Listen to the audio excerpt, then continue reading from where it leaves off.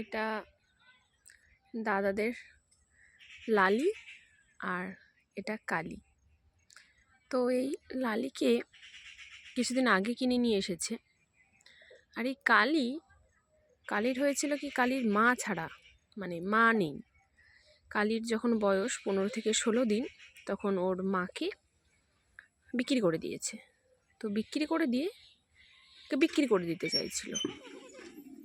তো এই দাদা করেছে কি, এই লালিকে আর এই মাহীন 15 দিনের কালিকে সেটা বাড়িতে নিয়ে এসে তাদেরকে এখন পুষছে।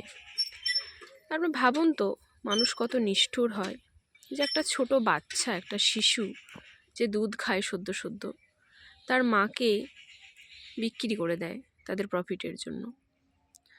আর এই যে ছোট্ট বাচ্চাটা যে কত যত্ন করতে হয়েছে তবে যে একটু বড় হয়েছে, আজ সে নিজে খেতে পারে, ঘাস চড়ে বেড়াতে পারে, ছুটে বেড়াতে পারে।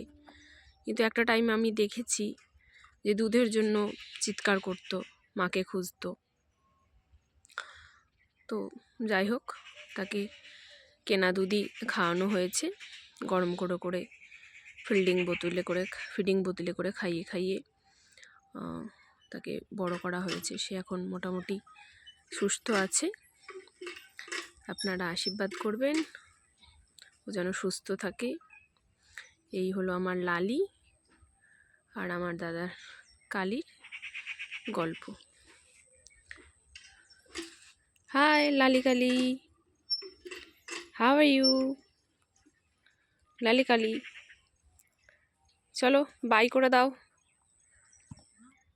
টাটা।